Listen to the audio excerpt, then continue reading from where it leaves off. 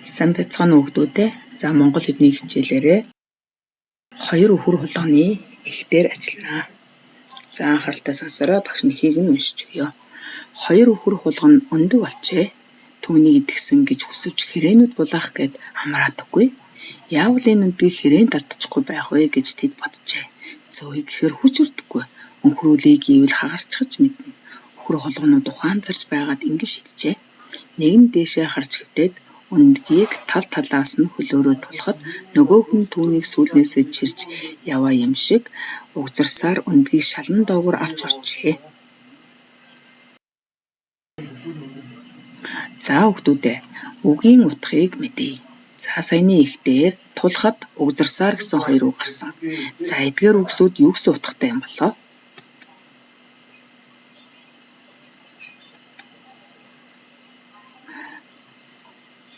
За өгүүлгийн гол санааг олоорой. Хулганы тухай гарсан, өндөгний тухай гарсан, арга ухааны тухай гарсан гэж байна. За зүйтэй арга ухааны тухай гарсан. Өгүүлгийн гол санаатай тохирох зүйр цэцэн үгийг олоорой. За бага залхуугаас их залхуу. Гараар аваад хөлөөр өгөх. Хэрэг явдал бүтгэн нь хичнээн бодхоос болдог. За зүйтэй хэрэг явдал бүтгэн нь хичнээн бодхоос болдог гэсэн зүйрөг энэ ихийн гол санаатай тохирч байна. За 2 өхөр хулганы хийсэн үлийг ялхан бичье. За тэд эхлээд өндөг олсон. За идэхийг хүссэн. За үүрэндээ аваачихын тулд яах вэ гэж бодсон.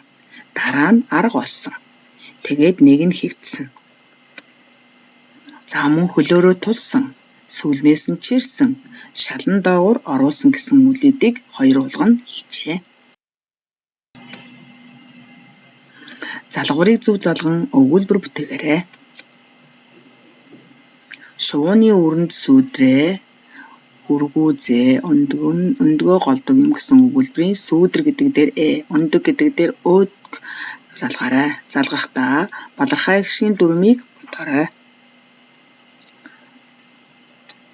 За эдгээр 2 үг нь ихшижүүлэх үүрэгтэй байна.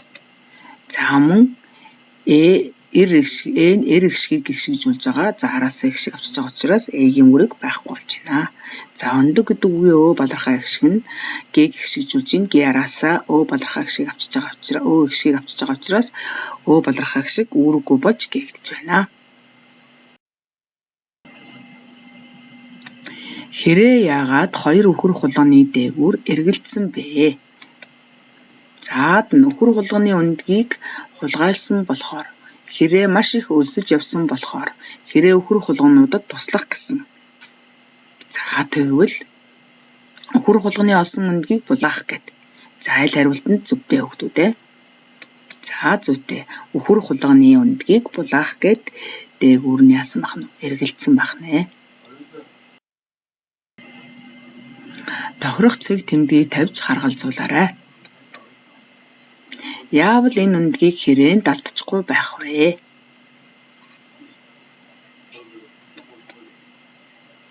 Яавал энэ өндгийг хэрээнд алдчихгүй байхыг бодов.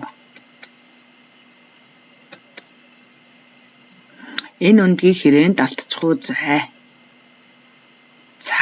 За нэгдүгээр энэ өгүүлбэрийг холбохдоо багш нь ямар ч цэг тэмдэг хэрэглээгүй. За тэгвэл бүгдээрээ өгүүлбэрийн утгыг бодоод холбож үзээрэй.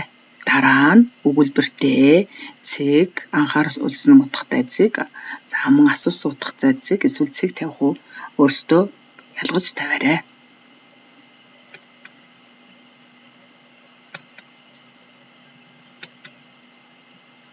За та нарын тавьсан таарч ийн хүүхдүүдээ. За одоо харгалзуулан холбоцгоор. За зүтгэл. Хэрвээ чи хэрэг байсан бол яах байсан бэ? Өөрийн бодлоо бичээрэй. 2 өхөр хулганы ихийг цэвэр алдаагүй хуулан бичээрэй.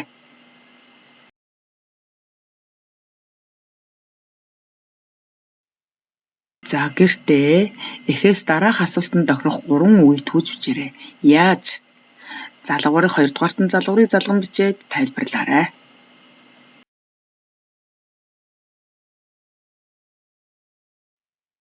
Дараах үгэнд Балархай гişгийн үүргийг сумаар тэмдэглээд урт гişгээр эхэлсэн залгуур залган бичээрэй.